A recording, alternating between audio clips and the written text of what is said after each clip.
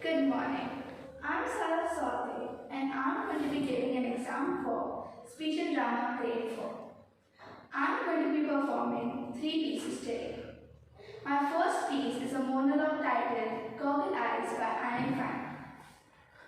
In this scene, Kitty, a 12-year-old, argues with her mom about the mom's new boyfriend who she does not like at all. Not till you attempt to take this laundry upstairs.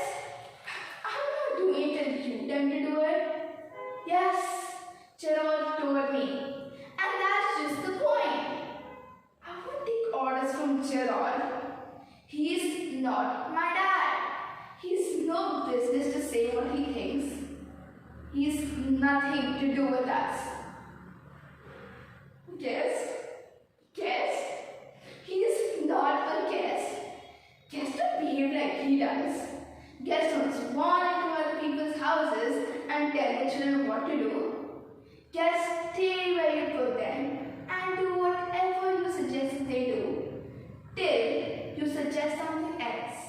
And guests will sprawl on the sofa reading the stock market reports, and if they get bored, they just get up and go through other people's cupboards looking for spanners and wrenches.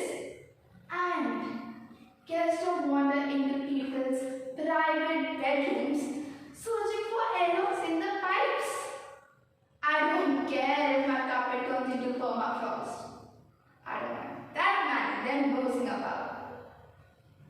If he wasn't nosing about, then why did he come straight downstairs and start criticizing everything he saw?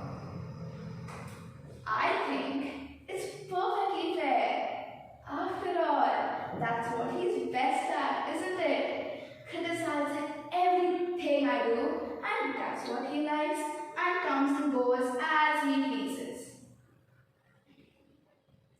He's really done himself in now, hasn't he, Mom? It's all Kitty who ditches this, and Kitty who ditches that.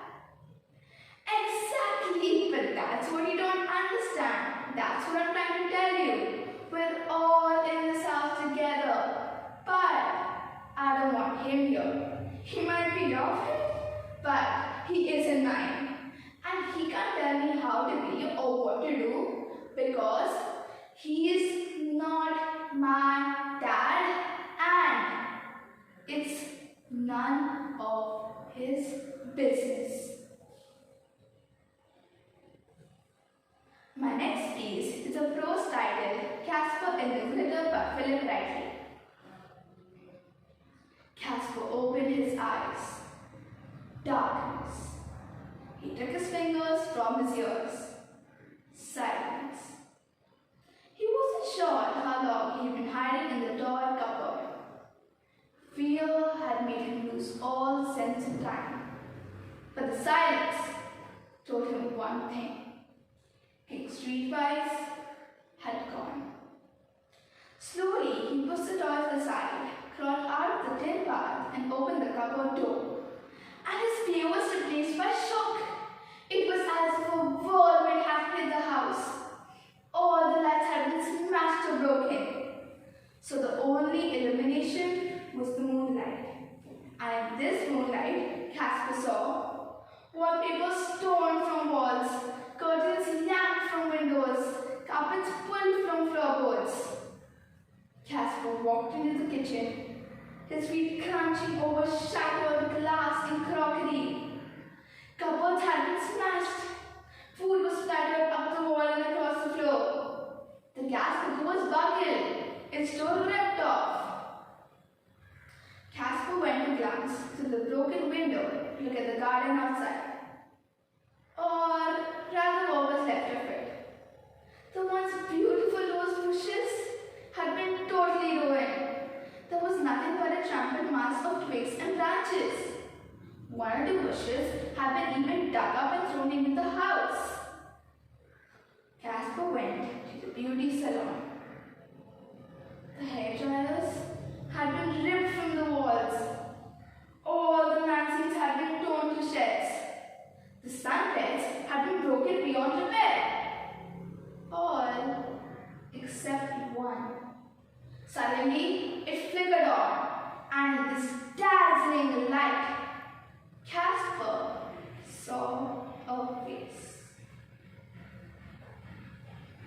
My next piece is a poem titled Little Orphan Annie by James Whitcomb Riley.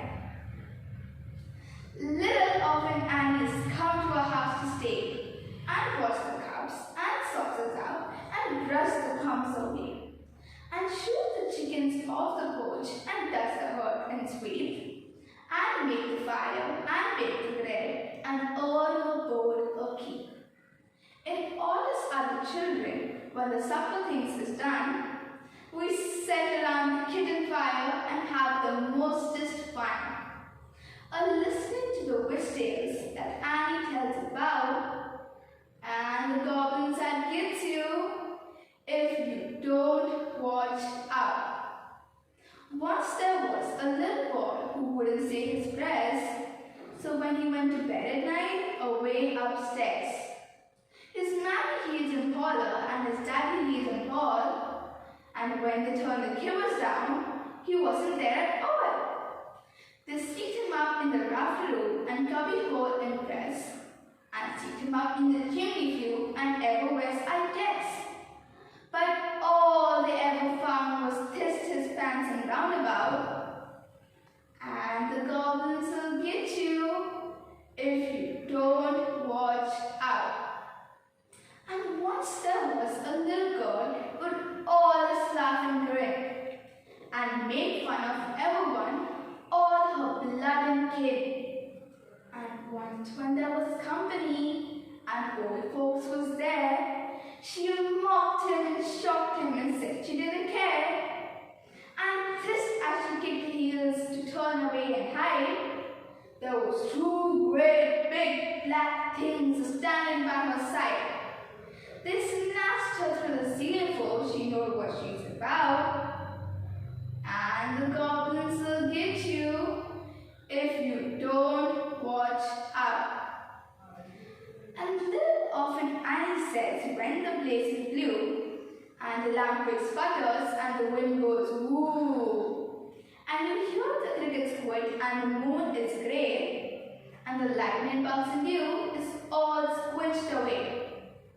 You better mind your parents, and you just want your dear, and cherish them and loves you and try and often steer, and help the poor and needy ones at clusters all about.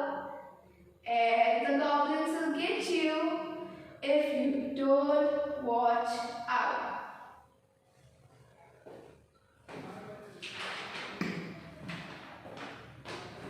My next task is sight reading. I'm going to be reading The Confessions of Arsène Lupin by Maurice Leblanc. When the race was over, a crowd of people streaming towards the exit from the grandstand pushed against Nicholas. He brought his hand to the inside pocket of his jacket. "What's the matter?" asked his wife. "I still feel nervous with all that money on me. I'm afraid of some nasty accident." "How can you think of carrying such an amount with you?" she muttered. "Every penny we possess." "Nonsense," he said. "No one would guess that it is here in my pocketbook." "So you say," she grumbled. "But that young man servant who we discharged last week knew all about it, didn't he, Gabriel?" "Yes, Aunt," said a boy standing beside her. Nicholas, his wife, and his nephew Gabriel were well-known figures at the races, where the regular frequenters saw them almost every day. Nicholas, a big red-faced man who looked as if he knew how to enjoy life. His wife, also built on heavy lines, with a big vulgar face, and always dressed in a plum-colored worn-out set. The nephew, quite young, slender, with pale features, dark eyes, and rather curly hair. As a rule, the couple remained seated throughout the afternoon. It was Gabriel who betted for his uncle, watching the horses in the paddock, picking up tips among jockeys and stable lads, running backward and forward between the stands. Luck had favored them that day.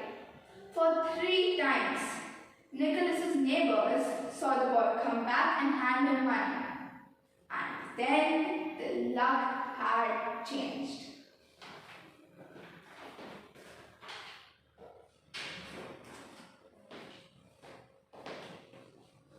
Moving on to my reflection task.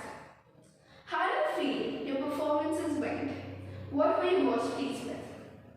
All of my pieces went extremely well. I started with my monologue, Goggle Eyes, which I truly enjoyed performing. I played the character Kitty, and I could relate to the character not because I have a stepdad, but I do have an annoying brother who is as annoying as Sara, or maybe more than that. Moving on to my prose, where I described the dilemma Casper was in. I really enjoyed performing the prose as well, as it was a very interesting story.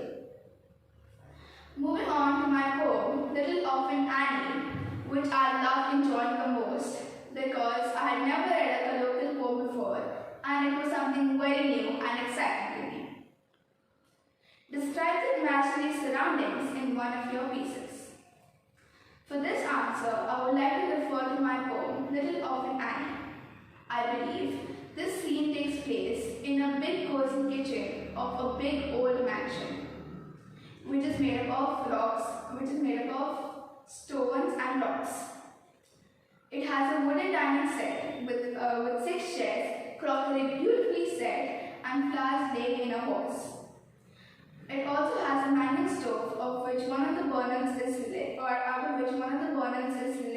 with Annie and her cousins laying around it on a cozy rug. What did you consider to be the most funniest or dramatic moment in your pieces? What vocal or physical skills did you use to show that to the audience? I consider the monologue, Goggle Eyes, to be the most dramatic, as Kitty hates and is fed up of her mom's new boyfriend, who she's trying to get rid of, but always ends up getting scoldings from her mom. The vocal skills used are pitch, pace, pause, and voice modulation. The physical skills used are eye contact, face gestures, hand gestures, and body language. Thank you.